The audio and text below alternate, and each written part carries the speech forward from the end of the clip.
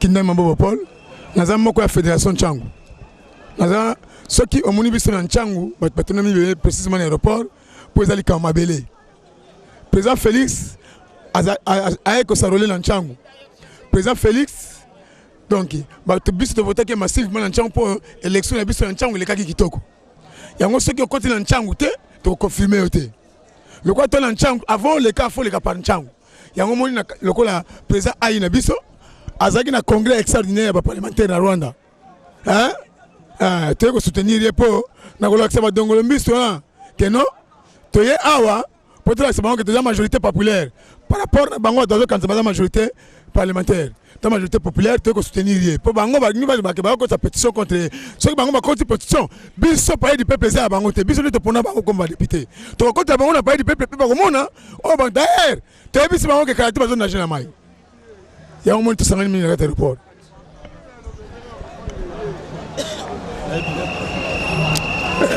Bonjour, ngakomo nanga Papi Muzamba, naza président ya Ligue des Jeunes ya Kalamu.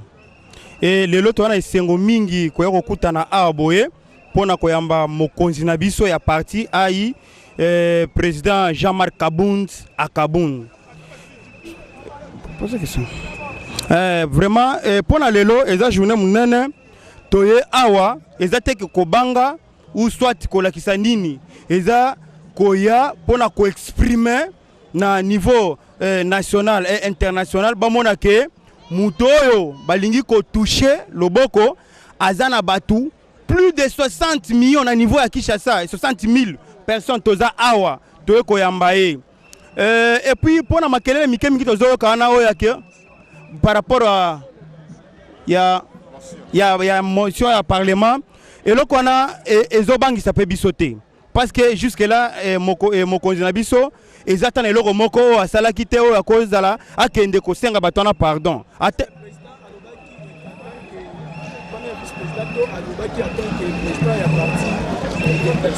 président Lobaki en tant que président ya parti à IDPS et puis eloko na moko alobaki nini na liboso alobaki nazobangi sata mutu moko te kutu pona biso bato IDPS to mona ke ma proposition so mokonzi alobaki eko bangi sa bato alamuka mais to moni bato alamuka bakipete mais to mona ba partenaire na biso nde ba okende kokotela makambo yango ezo kamwisa biso makasi effet ya konager ezaka pona bato konager oyo koyekola konager ezo tala ka bato ya FCCT ata yo mutu IDPS ceux qui ont la vision mokonzi mboka te yo pe konager ndenge alobaki ezate ke abwakelaki batu moko boye alobaki eza tokotambola pona individu moko bien groupe ya individu te atangi komba mutu te alobaki pona individu bien groupe ya individu ezala mutu ya IDPS ezala mutu ya cash ezala yo mutu ya FCC soki oza na vision mokonzi mboka te okonager nde eloko mokonzi alobaki wana mais nazomona bakization moko boye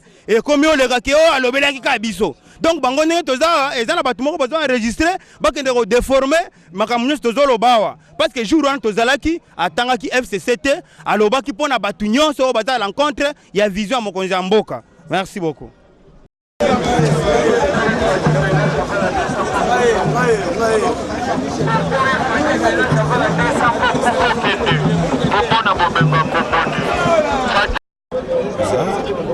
Bonjour monsieur. Oui, bonjour.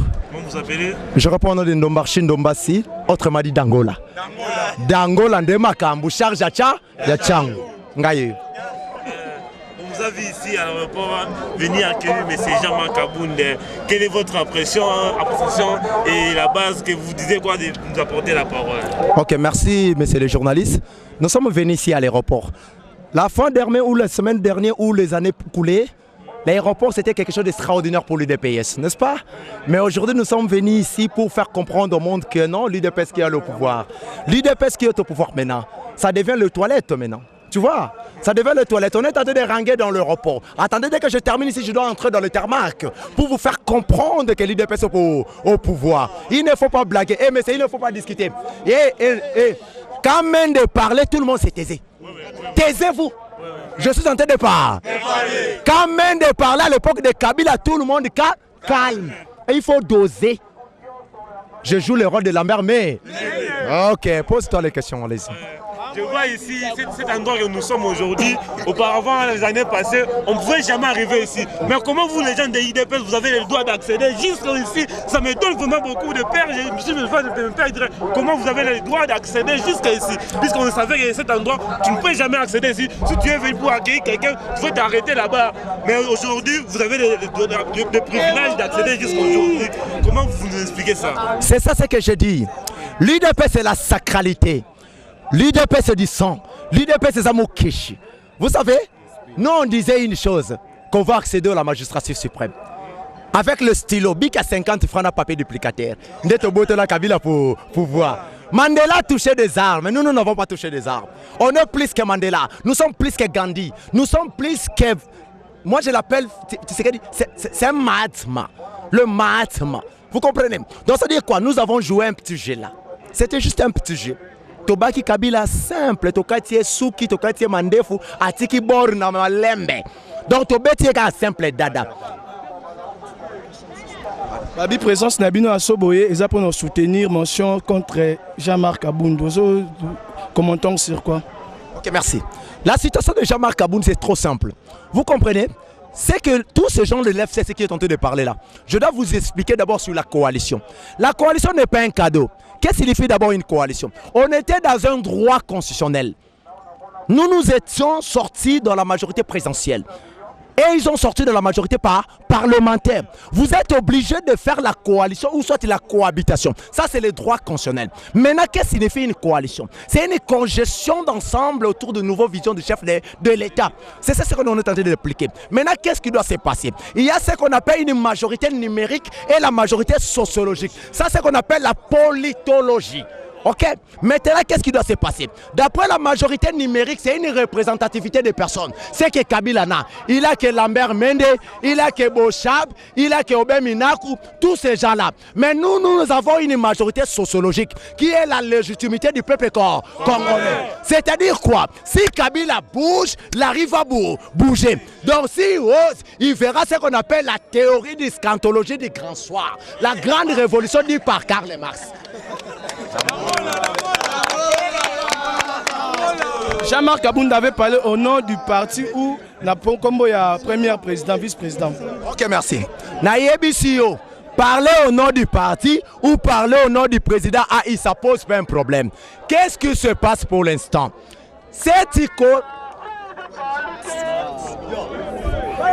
Ce poste qu'on a accédé à Jean-Marc Kabound n'est pas un cadeau. On a FCCT. On n'en a même pas besoin. C'est la force de la coalition. La politique, c'est les rapports de force sur terrain.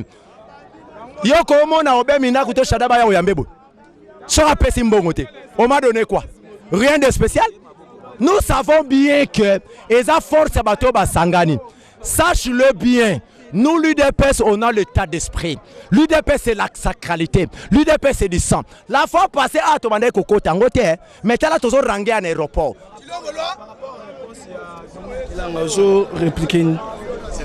Ok. Un Dunia qui nanga, un Dunia n'est qu'un mini fretin. Moi, je dépasse même Dunia qui nanga. Dunia là, si on va aux élections libres, transparentes, démocratiques, je dois battre Dunia. Même mon chien va battre Dunia. Ok?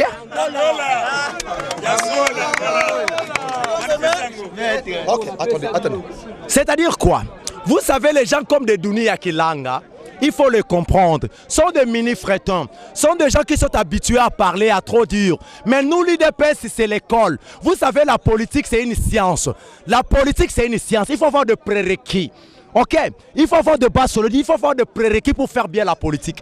La politique, c'est une science. C'est toute une faculté au niveau du campus qu'on appelle SPA, Sciences politiques administratives. Vous savez, nous, à l'UDPS, c'est une école. Vous savez, Tshisekedi n'est pas bon. Tu ne peux jamais toucher à Tshisekedi.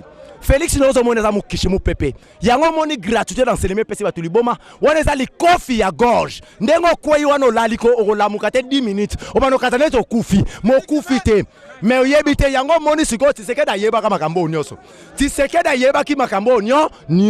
c'est pour cela que se distrait. Tshisekedi lui-même se thanks. Il a appelé maintenant Chilombo. Chilombo loi. Chilombo loi. Ah, Chilombo loi. Loi.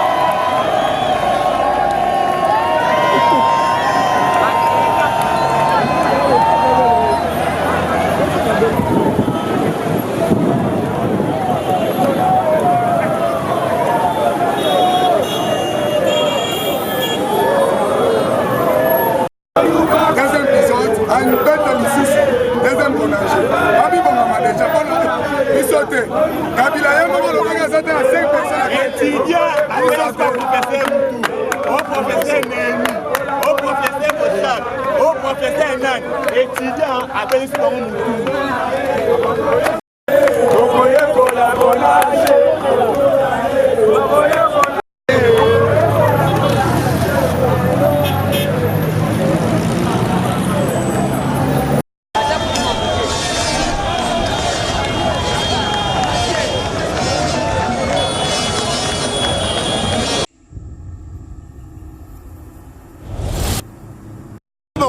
Bon, Luka plein contre nager. Qu'on nage balobi. Bon, coup fané la maille. Na bi no boya. Muto ataka maki. Aswa na raté. Mais ceux qui vont meki, to reçoit maki, to tie pembeni. To recharger bilonde na makofi. Poza da bibo kima na maille. Bon, coup fa bibembe na bino et comment on a la terre. Ba famille na bino. Baroyoka mawa. Tokolinga soki bakunda bino bibembe monana. Shadar. Naza ko ebisa naza ko s'adresser na Shadar. Mboko ezalaka ya yote. Yes. Toyeba place yo utate. Toyebi place yo bimela te. Soki ozalaka nani? Ozala yo Shadar. Ozala nani? Yebisa ndekolo Kabila. Bokanga minoko na bino. Boko kima. Nangi na répondre dunia. Dunia. Bozela. Dunia. Soko kanisaka ke yonde soki tatalo Kabila nda pesa biso pouvoir dunia ozo kosana. Soki na rappelé yo dunia Kabila na 2018 amonaka Kingo Pass. Kabila ndimaka apesa primature na opposition. Eza déjà bebisaki constitution. Tango ndimaka pesa yango po ebaka ye Kabila azalaka na problème. Mais le col a eu du matin que pouvoir au biseau on a eu, on a une élection. Le col a eu du matin, événement et salami et zamouké. Le 24 Fatia Goloba, Tokoyoka. Mais Bino, Boroki matin. Poso Tobito Kimboki Malamai, Borokufa. Bibembe Romon Anate. Biso Morone Torotika Bino, Bolia Pena nous vungule, Bobi vungule. Bolia Sabatu vungule. Bobo Mabatu. Borolia Ngo.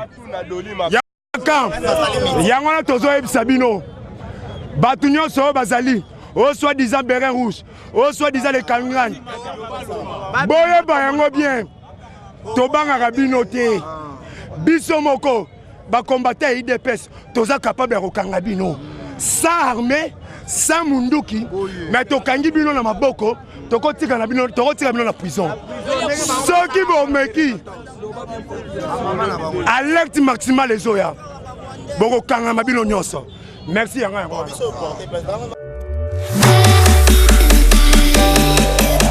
Simalanga Nazali, coordonnateur adjoint et communicateur volontaire fatiste. Nous défendons rien que le chef de l'État Félix Antoine Tshisekedi. Toza ko pesa mise en garde na bande konabiso ya FCC. Soki tosalaki na bango mariage ezalaki pona koluka kimia na mboka ezalaki pona kotalisa keno lukola biso tozu présidence mais tobimi minorité na niveau à parlement raison pour laquelle tosengaki que coalition wana esalema mais tomoni que coalition o tosali na bango bakomi komema yango lokola coalition lisusu te comme lokola cohabitation parce que coalition bao bayebi chimie ezalaka lokola mélange homogène. Mélange homogène ezali système o basalaka osangisi mai na sucre tona miliki ata ba présenter yango okoyeba te wapi mai wapi sukali wana nde mélange oyo babengi mélange homogène eza moko ya mélange oyo etelesaka keno président de la république azalaka kaka moko bazalaka mibale te misatu te yende oyo bandeko ya coalition il faut ba respecter ye yende oyo même bandeko ya lamuka il faut ba respecter ye mais lelo oyo tomoni système oyo bandeko ya FC bakoma mema biso eza sous coalition te comme lokola cohabitation un mélange ou un mélange hétérogène. Mélange hétérogène et dans le mélange wasalaka au sangisi mai na mabanga. Ce qui est là aussi mélange à mai na mabanga tant à présenter au koyeba réellement au mai au mabanga. Et ça qui le système ya direction ton système ya diriger ya double tête. Et donc mon panzi mo tozo mo na Kabila, mon panzi musu tozo mo na Fati. Njo rende pouvoir batam saka bongote. Mo konjala kaka moko. Tozo na besoin to protéger pouvoir ya Félix Tshisekedi. Pouvoir oyo eza pouvoir moko e outi na ba réalité belé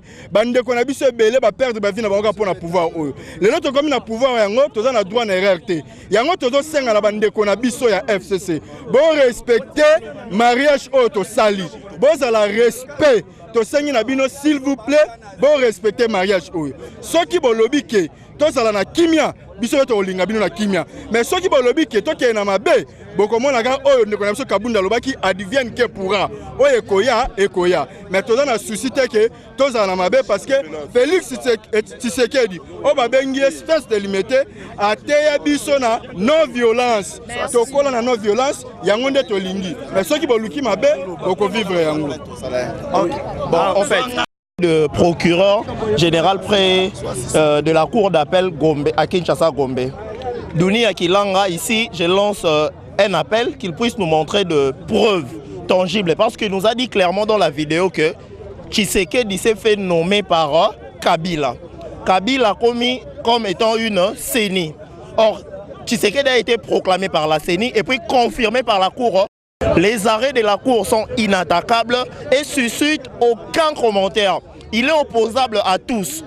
Tshisekedi, en tant que président, il représente les symboles de l'unité nationale. Hier, nous avons été dans l'opposition. Aujourd'hui, nous sommes dans un parti au pouvoir. Nous sommes en coalition avec le FCC. Mais nous sommes en train de constater que le FCC se comporte comme étant un enfant mal éduqué. Un enfant impoli qui ne respecte pas celui qui est appelé en tant que père de la nation. Ici, nous lançons l'appel. Nous avons besoin que ces gens-là qui viennent nous prouver ça à la justice, et là-bas, qu'ils puissent nous répondre par rapport à la plainte que nous avons déposée. Nous attendons réellement la réponse de ces gens-là. J'ai dit et je vous remercie. Okay. Les lots, la qui na face du monde, IDPS, c'est le seul parti politique à Wanako. Si on a mis autant de Zoloba, Chadari a l'obagi qui a Robert Abisso hyperkit. To la kisi yeke biso to betie kata guruma azwi ki sameti IDPS viva pona kotali sabino ke Fachi Beton yene moko lelo to la kisi bino Jean-Marc Kabunda ke azale le seul président IDPS peto beti bangande parce que bato tout bomoni ba pesi bango ta 100 francs 50 francs mais ba bango mona volonté na ba siko tang na zo sabino awa bino batu ya FCC boyo kanga malamu Fachi azana ta ressemble na binote parce que azana eloko babengi na munoko fromage ezanini o ezali gratuité ya enseignement de base abeti bango déjà siko to robete bango eloko mibale o babe couverture sanitaire IDPS viva yango na zo sabato to ba na bilili oyo boyeba ke biso to ana tango discuter na bango te parce que peuple et ça kata masolo président Zakara mort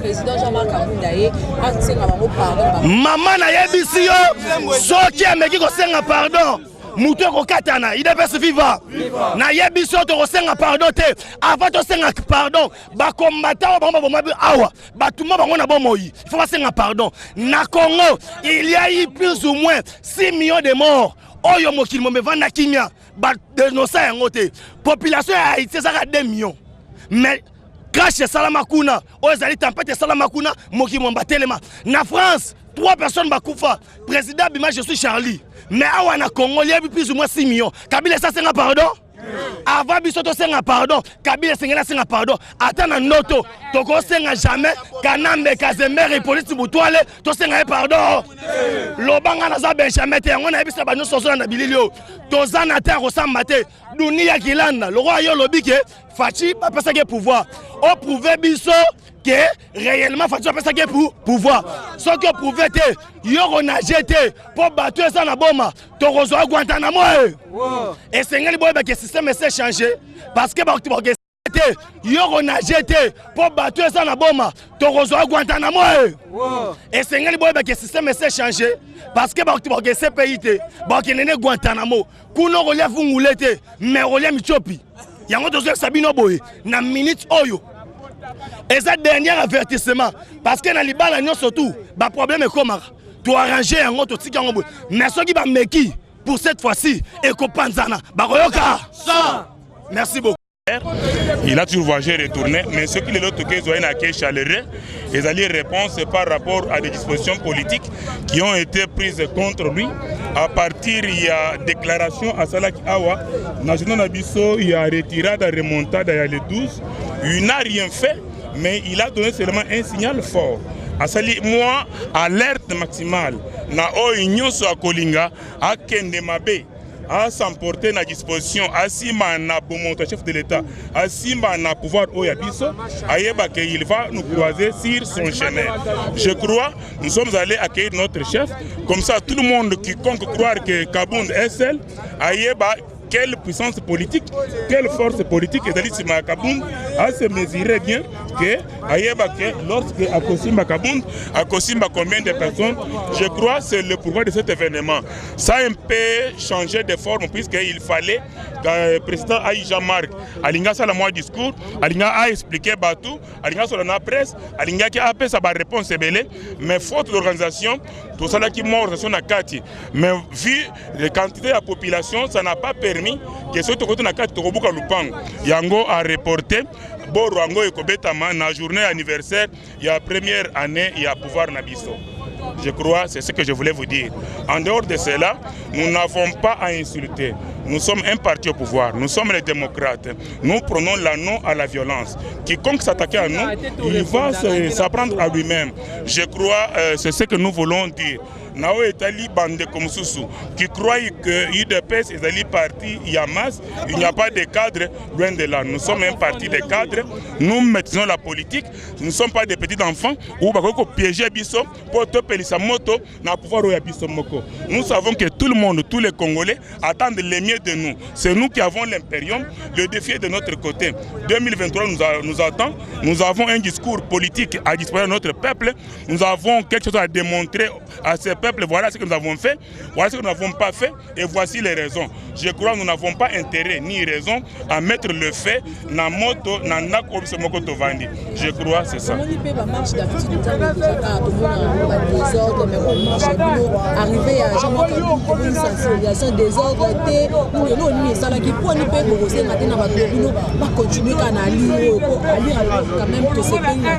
c'est pour vous dire, madame journaliste, que des autres monde ils ont combattu de peste. Si souvent ce sont les infiltrés. Lorsque nous avons des manifestations,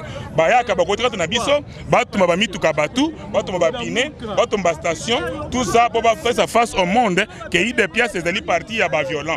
Aujourd'hui où nous avons fait notre manifestation nous-mêmes, où nous avons été vigilants, où nous avons sécurisé, je crois que vous avez vu le long de la route comment notre sécurité a joué et que nous avons fini notre manifestation, aucun blessé.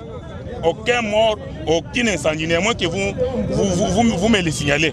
Mais je suis le dernier arrivé dans mon élo comme côté. Je crois et l'équipe bien puisque parti Nabiso, vous allez parti organisé, vous allez non violent, vous allez garder la vallée démocratique, ça n'a jamais aller à l'encontre. Il y a disposition prise par notre chef de l'État qui est l'un de nous, qui est notre président, qui a donné une leçon de morale parmi nous. Vous allez dans la même morale, tu côté de la moralité oyaye, tu allez élo oyo quand même bandé comme ce que Jean-Marc accueilli dans le Parlement, peut-être puisqu'il a été élu vice-président et consort. Non, il est allé là-bas d'abord pour servir le peuple congolais qui l'a mandaté. Puisque dans nos principes, notre devise c'est le peuple d'abord. Donc il n'est pas allé là-bas pour avoir des pouvoirs, pour avoir des fonctions et consorts. Non, il est prêt à servir le peuple même s'il n'a aucun pouvoir. Ok, c'est moi qui voulais. Dans les murs, dans les souris, infectés, ils sont sales. Nous sommes de la cité. Comment expliquer votre posture pour coopérer dans Non, non. Oui, c'est une alliance contre nature. Je dis aux gens que nous allons toujours prêcher le fascisme. Fascisme est idéologie, doctrine, philosophie politique à Fatchi. Et Zanine, c'est le vouloir vivre en commun. Vous comprenez, avec un regard tourné vers l'avenir.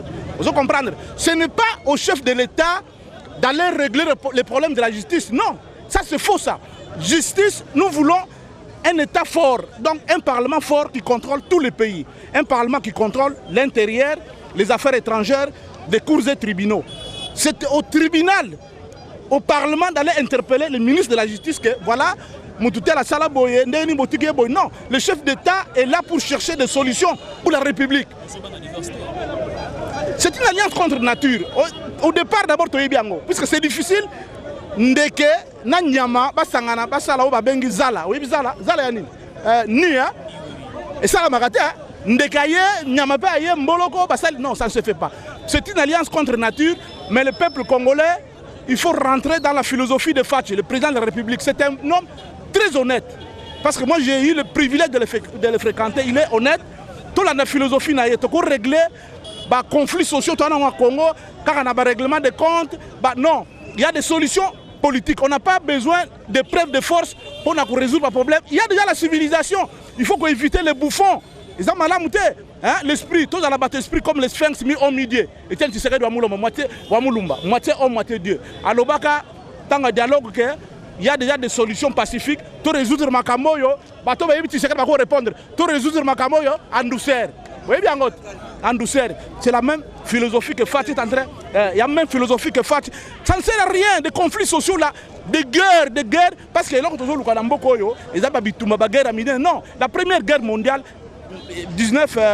14-19, et ça là, presque 19 millions de morts. C'est pas bon. Deuxième guerre mondiale, et ça là, 60 millions de morts. La guerre révolutionnaire en Russie, et ça là, 120 millions de morts. La guerre au Rwanda, et Congo. Vous comprenez l'esprit national. Et ça, évitons les caractères nationaux. Pour pousser les caractères nationaux. C'est-à-dire que pour être congolais, il faut caractère national. Donc, tout lingana, tout le solution qu'on fait à l'Ingi. Bako Sabinote, l'UDPS, et parti nous avons les pouvoirs. Tous dirigés avec Bandekonabiso et FCC, mais ce qui mais nous pouvons appliquer les prérogatives du chef de l'État, parce qu'un chef de l'État, quand il est élu, il a un système semi-présidentiel, il a ses prérogatives, qu'on nomme Premier ministre, qu'on décrète état d'urgence, qu'on décrète Parlement, en respectant les règles parlementaires il y a un an, et qu'on a février, le 20 février, janvier. Alors, il n'y a pas de problème, tous à la calme, comme si on au moni, on a biso, maman. La télé, c'est la politique. Au moins, quand on a des bengayo, on a des boulou, ata mboa cha mubulu ba koko ba to fanya bamboka ba yebi koko cheka nzete neka bo efandi abengo yaga yozo yabo tango komi ga bo ya beni ka lobo mais bon wana mokata c'est la. Oui, merci. Tozana esengo mingi parce que toyambi président a IDPS Jean-Marc Kabound wa Kabound. Muto tozo soutenir makasi po ete azo pesa penza biso makasi ezo mona na ete IDPS eza toujours na ba combattant. Nalingaki nazongela muke na mutuna outi ko tuna ndeko na ngaya po na ko destituer Jean-Marc Kabound en qualité de vice-président de l'Assemblée nationale. Quelle loi oyo ya mboka na biso ezo la kisete bakoki ko destituer ye. Il faut savoir ceux qui ba destituer yete yende ako déboulonner bango sikoyo. Mon oyo ebimaki ya konage et pas ya président Jean-Marc Kabound ezalaki mon hasard. Ce ko tali bien ezana ba infiltré yo baza ya mboka na biso te baza na kati ya mboka oyo. Yango na pe biso tozo sala makasi po ete to banda ko bimisa bango. Yango nde ezaki ete soki bakuti yo na mibeko oyo ezosenga ete to soutenir nango chef de l'État monsieur Félix Tshisekedi te yo okosala nini okolongwa. Lelo oyo état de droit ezopesa bana Congo nyonso esengo. Doli azawapi pona kolakisa ete tozo sala musala ya malamu tozo soutenir président na makambo azosala. Doli lelo azawapi donc mutu nyonso ako tricher mutu nyonso akosala mbeba bakosala ye nini bakokanga ye. Yango wana tozo soutenir président AI Jean-Marc Kabound na ba action nyonso azosala pona parti politique ya IDPS eko kokende liboso. Oui, merci beaucoup. Ngai naza maître Kelly Mukendi Kabanga, nazali coordonnateur national ya mouvement les compagnons de Etienne Tshisekedi. Oyo boyebi et kezala ko kambama nandeko Raoul Nsolo amuye. Oyo babengaka carton rouge. Oya banda mutaliboso kopesa régime passé carton rouge. Actualité ya lelo tozana esengo koyamba président AI Jean-Marc Kabound, 520 gigas, le premier vice-président de l'Assemblée nationale de la République démocratique du Congo. Auto sala musala makasi, auto représenter Mboka, na libanda ya Mboka na Assemblée ACPUE. Bon moni compétence na yendenge travailler pour l'intérêt ya Mboka. Nde yango biso base, ya UDPS, biso base, ya biso peuple congolais. To yeko soutenir yeko la seke notozana sima ya Jean-Marc Kabound. Peuple congolais dans son ensemble soutient Jean-Marc Kabound qui représente la base de l'UDPS, qui représente la base du Congo qui est le peuple congolais. Aujourd'hui, il avait dit, nous sommes dans la coalition, mais liste likolo ya liste tozotalela. Nous soutenons à 100% Félix Tshisekedi. Naba action nyonso pas le président de la République démocratique du Congo. Oyebomoni béton.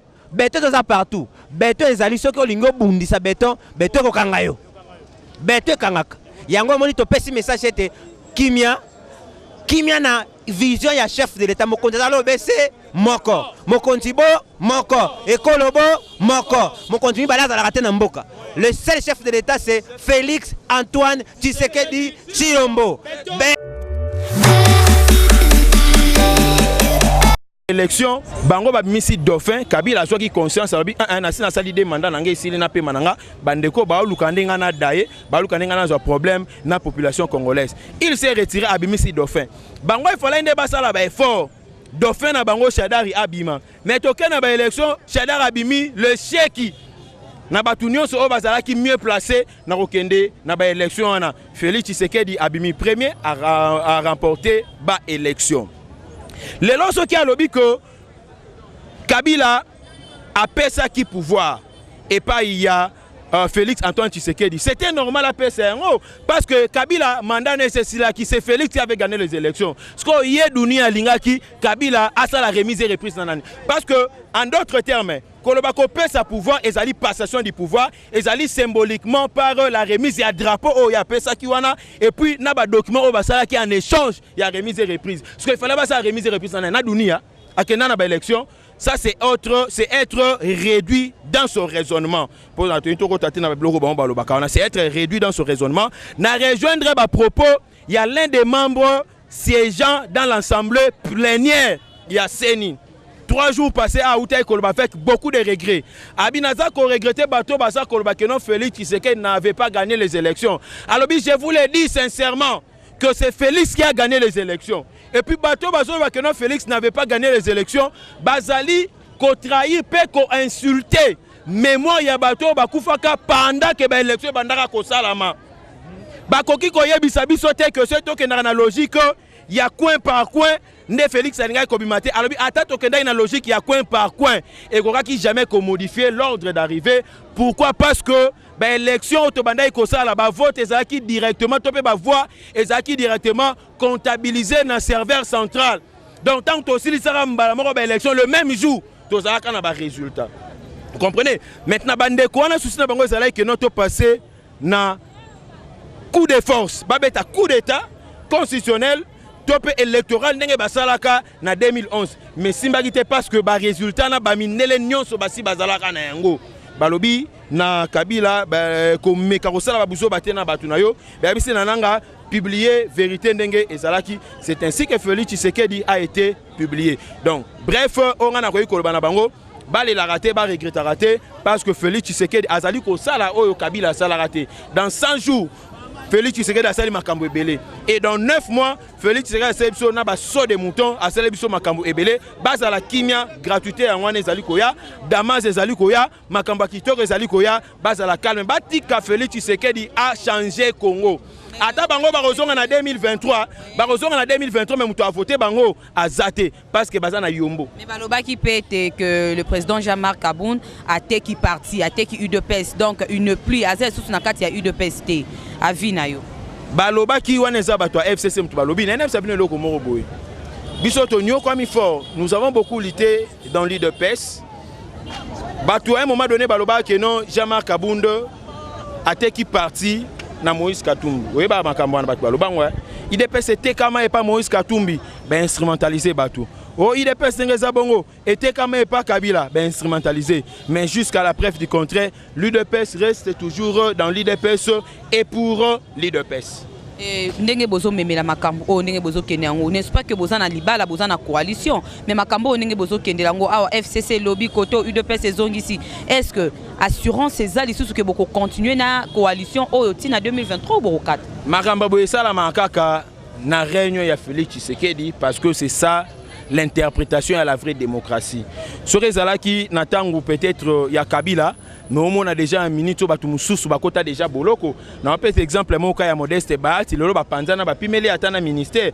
On a vraie logique Bahati aurait ko un ministère mais basala bango kona bango na FCC na instruit bango basala kana yango. Mais ce que biso le président est quand même tolérant, il accepte.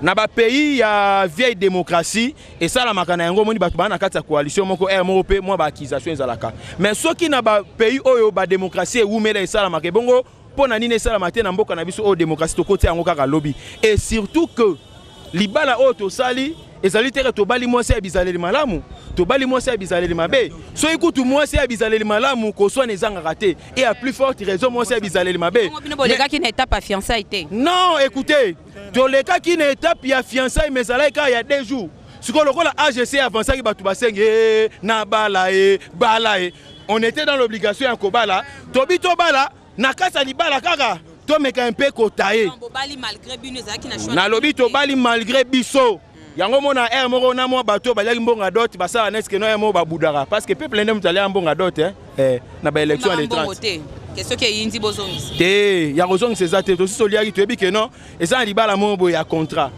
donc en 2023 to bala lisusu. Comment est-ce que le président Jean-Marc a quitté qui pour récupérer ba moto ezaki en fait ezaki nini a récupérer ba moto oyo bakanga ki ya ba motocycliste to ndenge nini to bon na lingi d'abord on a expliqué parce que moi-même j'étais là. Ouais. Le président Jean-Marc Kabound n'a pas récupéré les motos tant que Zoakoya to kutani juste Namo bandeko moko be d'abord benga basala des autres côté à quartier 3 wana ndeko moko ya ki moyibi alinga iba aibi balandi eti to kitana to intervenir et ngana bandai toujours ko ça la surveillance parce que na kati ya parti naza quand même chef de département à sensibilisation recrutement et conscientisation donc à chaque fois tozana ba mouvement ngana ve akapona mikomeka un peu ko recadrer moi batu et surtout que Tchangu ezalaka fief nangeza base nanga na linga vraiment te que to na ba manifestation moi des autres bimana ba secteur wana na laki mutu aliboso na koma on a moni bandeko ba s'approcher par ba policier na koma ki pona ba situation ezalaki nini mais bandeko ndeko mo ezalaki on a na carte à réclamer le que non ezali ba moto na biso bakanga ki biso ba moto na biso to sagelo te bakanga biso ba moto et effectivement oui effectivement bandeko bazala biskana mingi ba policier basala ba tracasserie ya okanga ba moto okanga ba bloc belé et nga esa net moi ko bendana so tellement chemise danga oyo et surtout moi tâche parce que na bandai ko pekisa batu vraiment na sala ki musala ko pekisa batu mingi lokola moi attention linga ko mata nde le président Jean-Marc Kabound tanga sala ikolo akiti pona ba so situation ezala kinini tanga komiona a sololi na commanda ya ba policier au bazali wana nde na simana yango ba libérer ba moto donc il n'a pas récupéré les motos mais ils ont libéré les motos parce que ba comprenait que non au bandai ko sala ezala mabe ba libérer ba moto na maboko ya Jean-Marc Kabound te mais na maboko ya bandeko bandai ko réclamer ba moto na bango nde Jean-Marc Kabound akei biso petoke na biso to moni lisusu na kati ya aéroport biso toza ba journaliste on est là pour informer les gens toza wana pona ko panza sango sans biso na ebité ba événement mususu ekozala nul mais to koma ki na kati ya aéroport to moni comment tozala ki négligé to moni comment ba boya ki voir même tozo ba image donc tozu ba image par tétitesse pona nini ko sala bongo bon na ebité batu o ba boya ki na ndimite kezali batu o ya biso topé la population topé sécurité ya UDPS mais au moni toza na kati ya manifestation et ça n'a pas entré mususu pour nos côtés il faut ça peut-être na moi ba pièce moko justificative ou ko permettre aux accès moko il y a bien mais monsieur ko za la kaka incompréhension il y a ba mususu parce que ceux qui ndambo ba journaliste bazwa qui accepté mais j'ai vu beaucoup de journalistes pour na kati na salipe ba interview kuna bon na habité circonstance nini ou peut-être et ça là qui bande mususu ba kotate mais dans l'ensemble j'ai vu d'autres journalistes à l'intérieur oui ah ok merci beaucoup heureusement beaucoup taki même balasima tangu torosala ba activité à lolenge boye torobeta 7 na bandeko na biso surtout ya la police ainsi que na l'armée au basala kuna afin que batika bandeko bakota na ndenge mo ya kimia mais tu ba que non ezala musala mususu na cadre moko pe ya sécurité ba ko kolinga te que batu ba envahir zone moko boye o bango bazali ko contrôler te si ba téléspectateurs pe mot de la fin mot de la fin ezali que Jean-Marc Kabound le président a idée l'IDPS à Zongi na kati ya Congo na yebisi na ba congolais surtout tika la éveillé nous devons protéger les pouvoirs au biso to bundeli yango na tamulai lelo eza ata batu musu baza ko se réclamer koza na lamuka on a eu aussi quelque part à lutter ensemble pour na que pouvoir oyo ezwama mais lelo oyo Congo na biso komi kobonga Congo na biso bana bakomi kotanga ofele Congo na biso komi ya ba saut de mouton tant musu ekoma na triple saut de mouton donc ekoma ka lokola ba États-Unis banine alors sécurisons les prisons de la République ceux qui bango baza ko espérer na majorité parlementaire biso doza ko espérer na majorité populaire tu dis que avec la population nous allons toujours gagner parce que le vrai souverain premier c'est le peuple. Merci beaucoup.